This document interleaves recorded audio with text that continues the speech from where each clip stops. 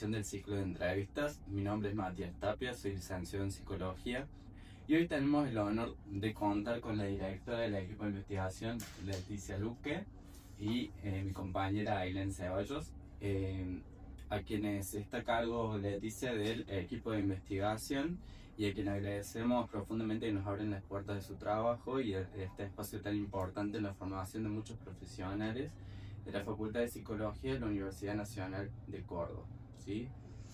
En la actualidad el trabajo de investigación se denomina estudio descriptivo acerca de las adicciones comportamentales, ¿no? Estamos trabajando con un modelo que se denomina IPASE, que implica estudiar las interacciones tanto de los aspectos neurobiológicos como los aspectos afectivos, comportamentales y cognitivos.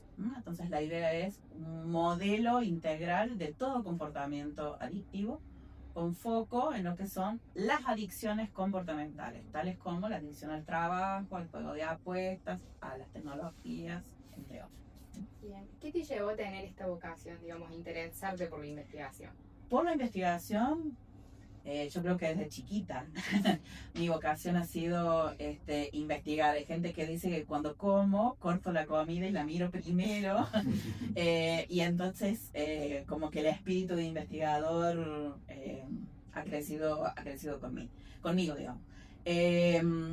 Cuando hice esta carrera en particular, ya desde primer año tuve interés en lo que es la epistemología, la estadística, y a lo largo de la carrera, digamos que fui formándome en esto de qué es investigar y cómo hacer para producir conocimiento que tenga impacto en lo social, que tenga impacto en la realidad. O sea, no investigar por investigar, sino investigar algo que tenga un propósito final, y dentro de las ciencias sociales, digamos, ese propósito es generar bienestar, generar una mejor calidad de vida, ¿no? Entonces, ya desde mi tesis de grado intenté que eso ocurriera y entonces fui eligiendo caminos asociados a la investigación. Una de las cosas que hice fue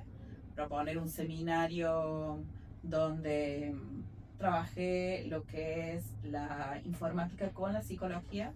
Soy analista de sistemas, además de psicóloga, entonces desde el inicio de mi profesión intenté hacer ese nexo entre informática y psicología. En ese contexto surgió la idea de trabajar la ansiedad tecnológica, y la ansiedad tecnológica deriva tanto en lo que es el rechazo a la tecnología, la tecnofobia y demás, como el enganche problemático con las tecnologías en el sentido de desarrollar alguna adicción a los videojuegos, a la tele, que mucha gente no cree que exista, pero que existe, ¿no? Y en ese marco, a su vez, hacia otras adicciones. Leticia, ¿y por qué crees que es muy importante investigar? Creo que es muy importante porque la manera de construir conocimiento acerca de lo que ocurre en la realidad es haciéndolo de forma sistemática, ¿sí? Con determinados procedimientos, ¿no? Si nos guiamos únicamente por lo que es el conocimiento cotidiano o vulgar, podemos generar prejuicios, malos conceptos, estereotipos, ¿no? Está como muy claro que la construcción de conocimiento que hacemos los seres humanos puede incurrir en errores, ¿no? Entonces la idea es que la construcción de conocimiento científico de alguna manera vaya generando o vaya develando, digamos, cuáles cosas son erróneas en nosotros, y vaya permitiendo vínculos mejores, bienestar más elevado, desarrollar herramientas que le permitan al ser humano adaptarse mejor a la vida, ¿no? Entonces la investigación tiene impacto en nuestra vida, ¿no? Impacto social importante. Bien, ¿y cuál crees que es el rol de la universidad en este marco? Bueno, el rol de la universidad es altamente destacable en esto, ¿no? La idea es que la universidad tiene también un rol social. La universidad tiene entre sus metas, digamos, un propósito, que es precisamente esto que estoy diciendo. El conocimiento no se tiene que quedar de las puertas para adentro, el conocimiento tiene que proveerse a la sociedad en general y en todos los ámbitos, no solamente dentro de la psicología, sino en todas las disciplinas. De hecho, el Consejo Social que se ha creado en la UNC tiene que ver con este espíritu de receptar las demandas directas de la sociedad y generar investigaciones que tengan que ver con eso, ¿no? Generar investigaciones que se asocian a las demandas reales que tiene nuestra sociedad. Y cuando digo sociedad no digo Ciudad de Córdoba, digo la sociedad en sentido amplio, ¿no? Si bien ese consejo social está de alguna manera compuesto por personas que pertenecen a distintas agrupaciones de la ciudad de Córdoba, creo que a través de ellos están representadas otras poblaciones Sí, también, porque además ¿no? pienso, digo, acá dentro, al menos lo que yo conozco, que es Sí. más que nada de la Facultad de Psicología, la variedad de personas que asistimos a esta casa es como muy amplia grande. y muy del interior Exactamente. también. Exacto. En ese sentido, lo que decías recién, ¿cómo hacen llegar el mensaje a la comunidad, digamos, de los resultados de estas investigaciones? A ver, hay como dos grandes cosas distintas. Por un lado, solemos prestar, integro, de hecho, servicios de extensión. Es decir, los servicios de extensión impactan directamente, digamos, en la comunidad. Son servicios abiertos al público en general. Hasta donde entiendo son gratuitos, o sea que no hay ahí un impedimento para que la gente venga a recibir nuestro asesoramiento. Por ejemplo, nuestro equipo de investigación tiene esto de asesoramiento y también la posibilidad de diagnóstico y tratamiento a bajo costo. Cuando digo bajo costo, o sea, pagar 3.000 pesos una sesión en función de lo que cuesta una sesión psicológica es accesible y tiene en general que ver con alguna retribución o devolución para todo el sistema que hay por detrás, ¿no? Si las personas no lo pueden pagar, nadie va a dejar de prestar atención psicológica ante una demanda de adicciones si vemos que efectivamente la necesidad existe, si es real y requiere alguna atención, ¿no? Y por otro lado, el asesoramiento que está a mi cargo es un asesoramiento totalmente gratuito a las instituciones educativas, a los clubes que nos han pedido colaboración. Les brindamos absolutamente gratuito el servicio, entonces es simplemente acordar qué día y de qué manera se hace y prestamos el servicio. Eso por un lado, que es extensión. Perdón, Y por el otro lado, articulamos a través de la Secretaría de Extensión. La Secretaría de Extensión dice, bueno, ha venido la demanda de tal lugar o de tal colegio, de tal club, y ellos canalizan en función de, bueno, cuál sería el equipo que podría prestar la mejor atención ante esta demanda, ¿no? Claro. Desde ese lado nos ha llegado. Pero digo, respondiendo a lo que me preguntaste antes, extensión es una pata y la divulgación científica es otra, porque toda investigación también requiere que uno haga cosas como publicar en los boletines que son de la universidad, por ejemplo, resultados que sean socialmente impactantes. Pero también tiene que participar de congresos o jornadas donde discutimos con profesionales del área acerca de los resultados y, de ser posible, publicar en revistas científicas para que lo obtenido, ¿no?, como resultado de la investigación sea conocido también por otras comunidades de científicos, ¿no? Sí. Bien, Leticia, ¿cuál crees que es la mayor dificultad que encuentran en su trabajo? Como investigadores, la mayor dificultad es un problema, por varias, pero por el tipo de temática que hemos estado trabajando, la mayor dificultad ha sido lograr la colaboración de otros colegas, ¿sí? Como trabajamos adicciones comportamentales y las adicciones comportamentales en nuestro país no están del todo claras o aceptadas, cuando uno le plantea a otros colegas, y cuando digo colegas no digo solamente psicólogos, ¿no? Otra gente también del área de la salud, que quiere conocer cómo diagnostica, cómo hace tratamiento, cuántos casos ha tenido, etcétera, es el no. Bien. El no querer participar de la investigación, el no querer aceptar una entrevista, el no querer brindar, pero que tiene que ver con esto que digo, ¿no? Con el desconocimiento que hay sobre la temática y el miedo a quedar en evidencia respecto a ese desconocimiento.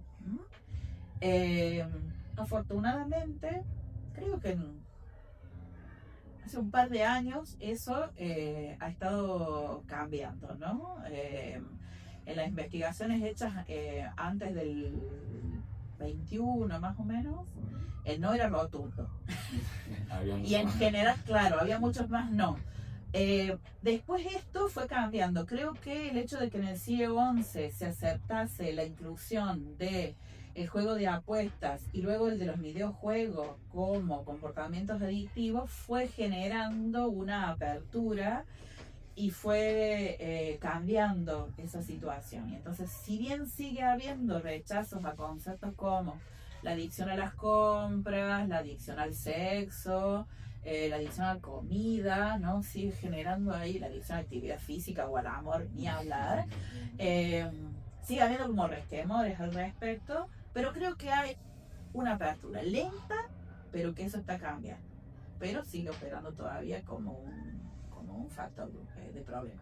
Apertura que es distinta en la población. La población en general se anima, son los profesionales los que tienen más prejuicios. Sí. Impuestos, seguro. ¿Y qué los motiva, Leticia, a seguir trabajando? A seguir trabajando en el tema. Eso, nos motiva el hecho de necesitamos que se entiendan que estas cosas existen, son un problema real. Cuando un profesional diagnostica erróneamente una adicción a las tecnologías o hace cosas como sugerirle a los papás que le prohíban a los chicos el uso de los dispositivos tecnológicos, siendo que lo que corresponde hacer es enseñar a conectarse con las tecnologías de otra manera. Cuando eso ocurre, eso nos pone problemas a todos, eso es una mala praxis, ¿no? Sí.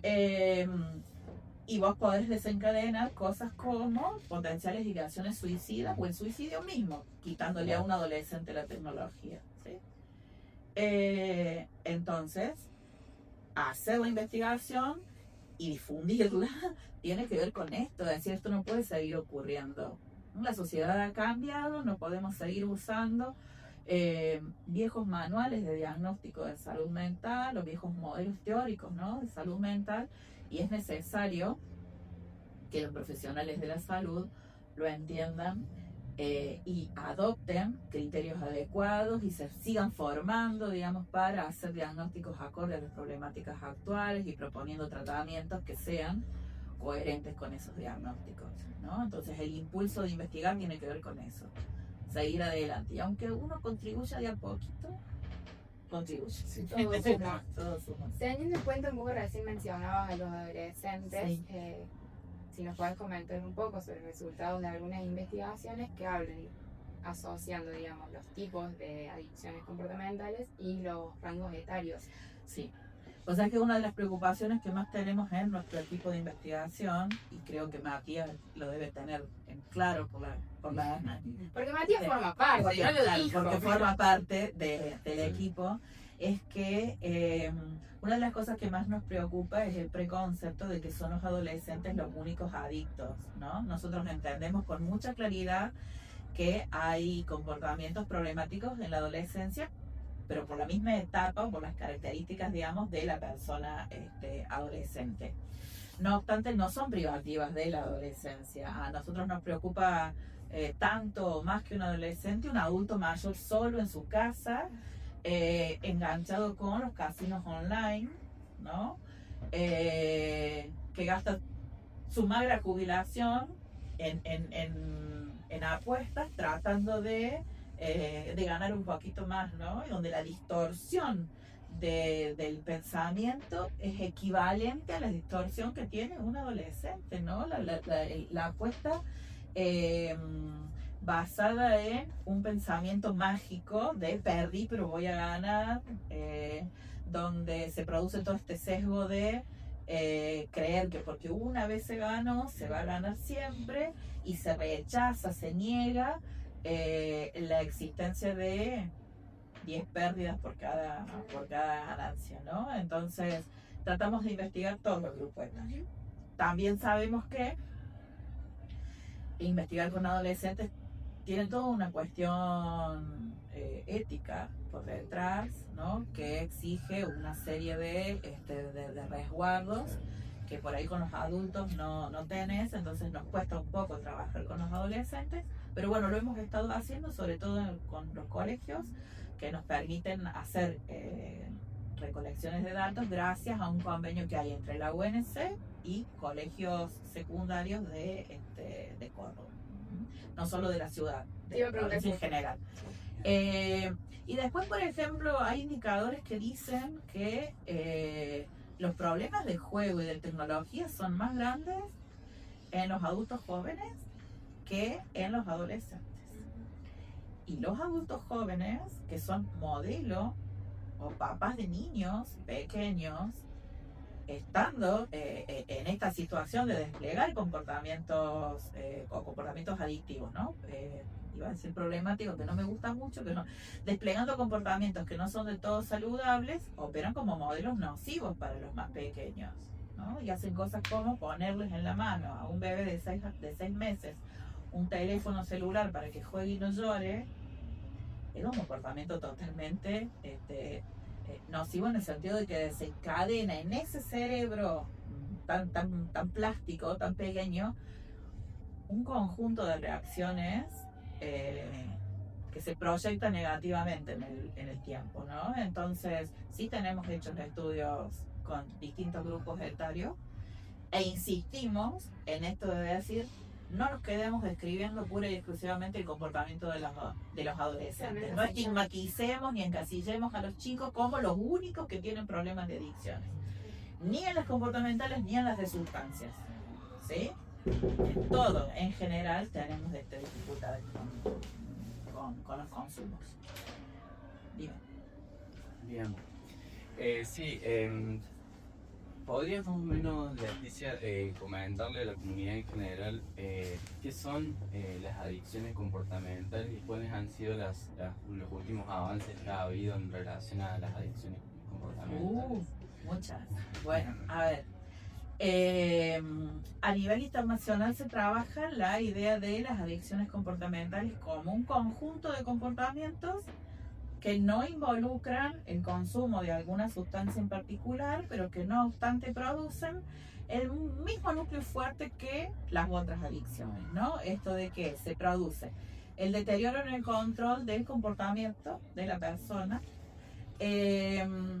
el incremento de la forma en que la persona se involucra en la realización de ese comportamiento en detrimento de la ejecución de cualquier otro comportamiento, incluido comer, dormir, bañarse, etc.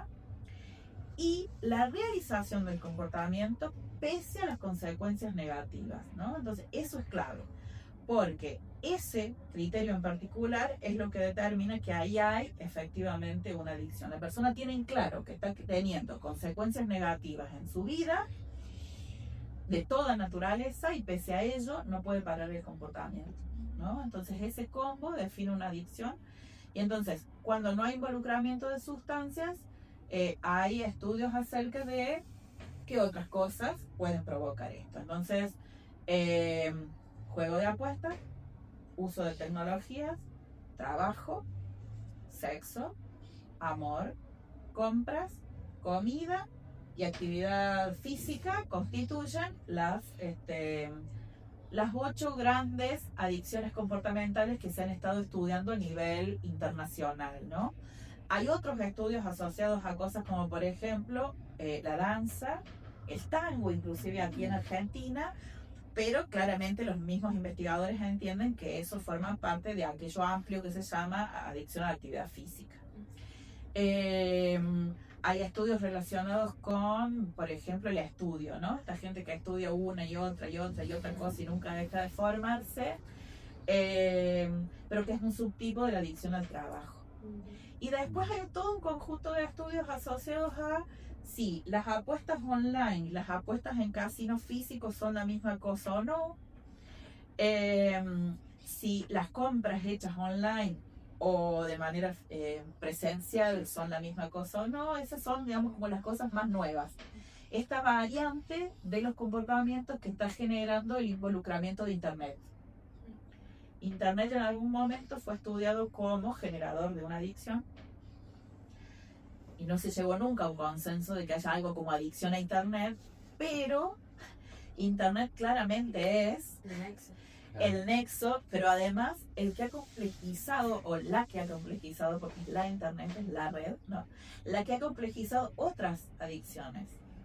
Por ejemplo, el adicto al trabajo antes hacía cosas como verse obligado a irse de vacaciones para que pudiese despegarse, aunque sea 15 días de trabajo, y ahora la gente se va de vacaciones, pero se va de vacaciones en un trabajo a cuesta, porque se lleva los dispositivos tecnológicos y a través de Internet sigue conectado con el mundo laboral, ¿no? Entonces eso nos ha complicado la posibilidad de tratamiento de algo como la adicción al trabajo, la adicción a las compras. En la adicción a las compras se trabajaba haciendo cosas como una figura que operase como control del gasto de dinero. Entonces tenía que traer el vuelto y tenía que traer las facturas. Y ahora, en la soledad de tu dormitorio, haces esto, puedes comprar lo que sea, porque a través de la tarjeta, las billeteras virtuales, el teléfono en la mano, ¿quién te va a estar controlando, digamos, o pidiéndote que traigas el vuelto o la factura? Entonces todo eso ha complicado la situación. Internet se ha convertido en un foco de problema en ese sentido. Ahora, eso no implica que la sociedad tenga que dejar de usar Internet. Implica que aprendamos de otra manera a usar los dispositivos tecnológicos y a controlar ese uso de Internet de otras formas, ¿no? Entonces ahí las instituciones educativas como la nuestra y obviamente el Estado tienen un rol, ¿no? Que necesariamente debe tomar digamos, cartas en el asunto, ¿no? Tiene un rol de contralor que debe exigirse. Según tu experiencia, ¿qué características crees que predominan, digamos, en las investigaciones que hoy están llevando a cabo? No sé qué investigación hay activa, digamos, que están investigando hoy. Claro, en el grupo de ustedes. En el equipo nuestro seguimos trabajando el tema de los juicios sociales, porque sigue habiendo 3 o 4 de las adicciones comportamentales que te mencioné que no están suficientemente estudiadas. Entonces todavía estamos trabajando en eso, pero también estamos contribuyendo a esto que te decía antes del modelo IPACE, porque es el modelo que a nivel internacional ha logrado que la OMS entienda que efectivamente existen las adicciones comportamentales después de tanto tiempo, que esos criterios que mencioné son el núcleo fuerte de las adicciones, y entonces lo que estamos haciendo es desmenuzar el modelo, porque es muy grande, es muy amplio, y hemos empezado a trabajar con las cuestiones asociadas a lo cognitivo y a lo afectivo. El proyecto es un proyecto de 5 años, y entonces estamos trabajando con esas dos patas, con esos dos ejes, porque además los objetivos indican eso, digamos, no trabajar todos juntos como no se puede, entonces ir desglosando las partes de la investigación. Nos parece que lo cognitivo, que tiene que ver con las distorsiones, las creencias, las expectativas que tienen una base social en nuestro contexto, todavía no son lo suficientemente claras, ¿no? O sea, sigue habiendo muchos prejuicios respecto a qué cosa es una adicción, entonces ahí sigue habiendo un campo de trabajo importante, ¿no? Pero lo emocional también altera, afecta a lo que es lo cognitivo, entonces trabajarlo como dos cosas separadas es como medio quedarnos con una sola perspectiva, o con una sola pata, digamos, de lo que ocurre en Un poco sesgar la nosotros. visión. Claro, entonces, si bien después intentaremos integrar todo, por lo pronto estamos trabajando estas dos cosas conjuntamente. Justo en relación a eso, Sí. Leticia, quería preguntarte, ¿cuáles consideras que son las características que se deberían considerar para llevar a cabo un abordaje integral en relación al tratamiento? Primero la interdisciplina, ¿no? Bien. Después me parece que hay algo no trabajado mucho en nuestro contexto, que es el transdiagnóstico. Que el transdiagnóstico tiene que ver con esto de decir, seguimos teniendo esta tradición de diagnosticar en la gente un solo trastorno o un solo comportamiento problemático, y en general las personas no tienen un solo Claro. un solo trastorno. Ya hoy te voy a decir, bueno, ha desplegado toda esta cuestión de adicción comportamental, pero por detrás también hay cuestiones asociadas a la ansiedad, por ejemplo, ¿no? Por detrás hay un trastorno de personalidad en progreso.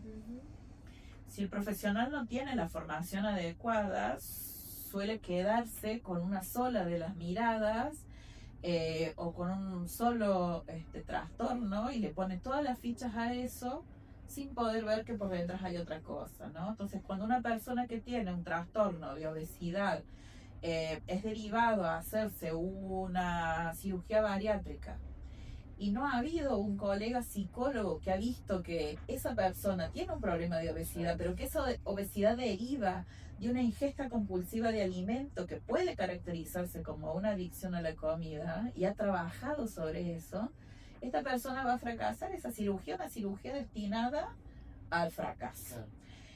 Y eso tiene que ver con que no se ha trabajado adecuadamente, ni en el transdiagnóstico, ni en interdisciplina. ¿Sí? Bien.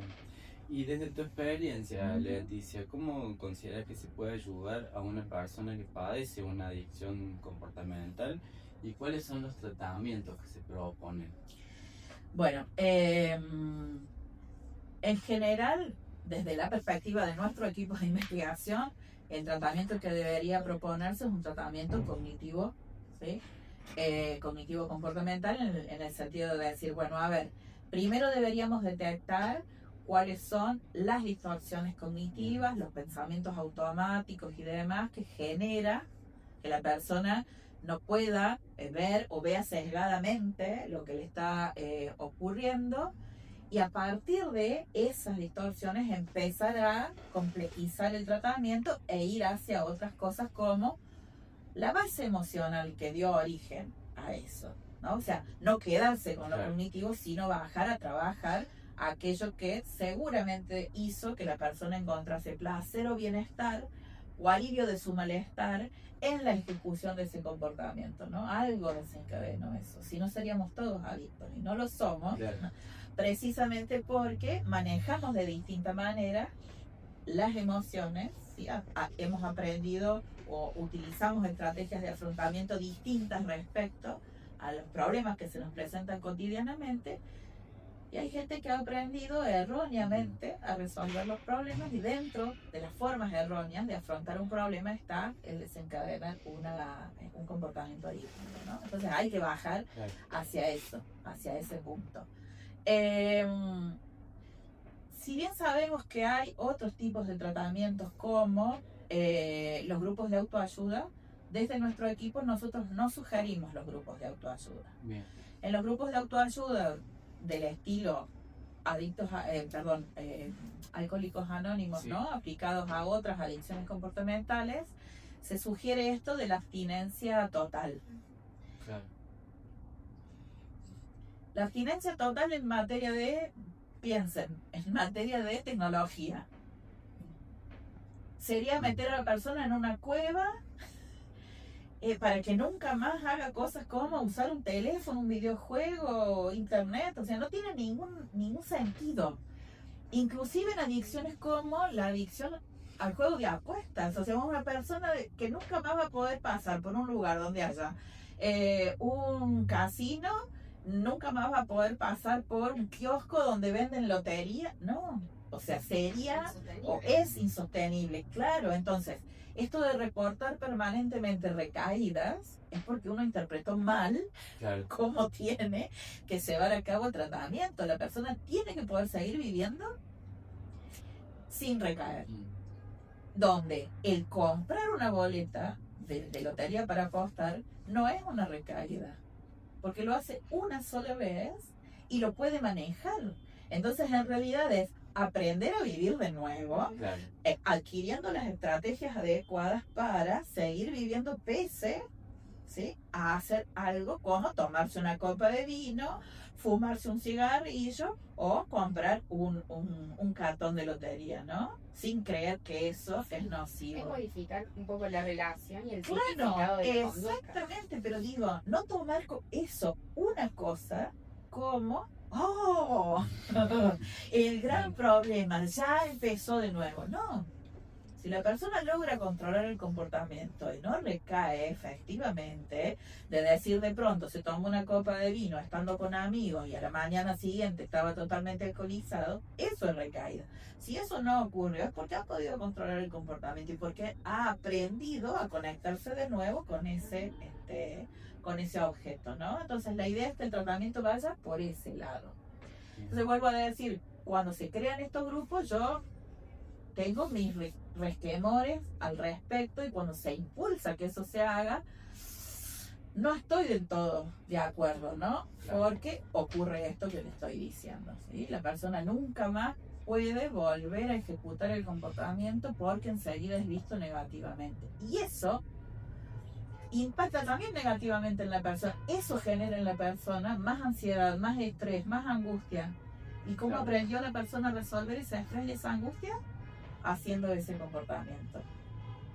Entonces se produce una profecía autocumplida, porque Claro. efectivamente empieza a ejecutar otra vez el comportamiento de forma descontrolada, porque es la única manera que tiene de sobrellevar la situación, ¿no?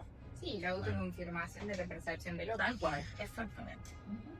¿Qué barreras consideras o conoces, digamos, que una persona que atraviesa una problemática de este tipo tiene para acceder a los tratamientos, digamos, en la actualidad? Lo que decía antes, la dificultad para que los profesionales entiendan que esos problemas existen. Entonces, si vos vas con la demanda a la que no le podés poner un nombre porque no sabes cuál es efectivamente el problema, y el profesional diagnostica otra cosa y realiza el tratamiento de otro trastorno que no es el que efectivamente estás atravesando, la principal barrera es esa.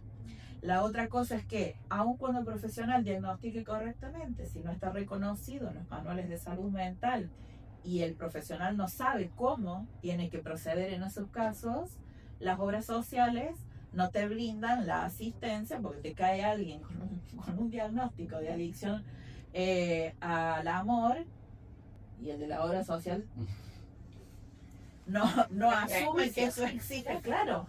Pero digo, no está en el manual, no está tipificado, no dice el trastorno con el número tanto, entonces esto no es un problema de salud, ni de salud mental ni de salud pública. Y entonces esa es una barrera. Para que esas barreras se atraviesen o se rompan, todavía nos faltan unos cuantos años de trabajo, de divulgación, Claro. que aplaudo, digamos, que lo hagan a esto, porque esta es una forma de romper esas barreras, que la gente esté advertida de que existen este tipo de problemas y que demanden de los profesionales el reconocimiento de la problemática, ¿sí? Y de manera indirecta, digamos, los profesionales se vean exigidos a obtener o a ampliar su formación y a buscar asesoramiento, a buscar ayuda de aquellos que estamos en esta temática para decir, bueno, ¿cómo hago para diagnosticar adecuadamente y para que la gente reciba la atención que corresponde? ¿Sí? Bien, bueno, para cerrar con esta entrevista, y bueno, realizando la última pregunta, destacando la consigna de la Semana Provincial de este año, tu ejemplo es el aprendizaje del otro. ¿Qué reflexión te merece a nivel personal desde el lugar que ocupa en la comunidad? A ver, yo se lo diría a padres y abuelos, a ese lema, ¿no? Sí. Porque un papá y un abuelo o abuelos, padres en sentido genérico, ¿no? Sí. Que en la mesa, en lugar de conversar con niños y adolescentes, están permanentemente revisando sus teléfonos, ¿no? Están brindando, digamos, un mal ejemplo respecto a cómo consumir. Y no consumir tecnología, cómo consumir en sentido general. Las adicciones tienen como base un mal aprendizaje acerca de cómo se consume. ¿Sí? No lo quiero llevar al consumismo, ni al capitalismo, ni nada, sino simplemente entender esto, ¿no? Entonces, el adulto es una persona que debe brindar un modelo adecuado acerca de cómo se consume el alimento, la tecnología o lo que ustedes quieran, cómo se ejecutan, claro, las cosas, ¿sí? Recursos, tiempos, etcétera. Entonces, mi idea es esta. Si nosotros somos malos modelos, transmitimos esos malos modelos, nosotros no nos podemos rasgar después las vestiduras respecto a que nuestros niños y adolescentes desarrollan comportamientos nocivos porque los aprendieron en un contexto social. No los inventan a los comportamientos. Claro. Los traen de alguna parte. Y esa parte de donde lo traen es la familia y la sociedad en general. Los medios de comunicación también con modelos inadecuados. Personalmente trato de ser un modelo, no sé si lo logro siempre y de la mejor forma, pero la idea es esa. Tenemos que empezar por casa tratando de ser nosotros modelos que no operen nocivamente para generar en las siguientes generaciones y en los otros adultos también aprendizajes adecuados acerca de lo que es el consumo correcto. Perfecto. Bueno, Leticia, muchísimas gracias por todo tu tiempo, también toda la información que nos brindaste y también por haber hecho llegar este mensaje a la comunidad y te agradecemos mucho. Gracias a ustedes y gracias por interesarse en la temática, ¿no? Esta temática no es una temática que frecuentemente sea aceptada por otros, así que espero haber brindado la mayor claridad de lo que dije y además espero sus pedidos de asesoramiento desde la comunidad, porque para eso estamos abiertos, ¿no? Para eso construimos el conocimiento. Muchas gracias. Muchas gracias.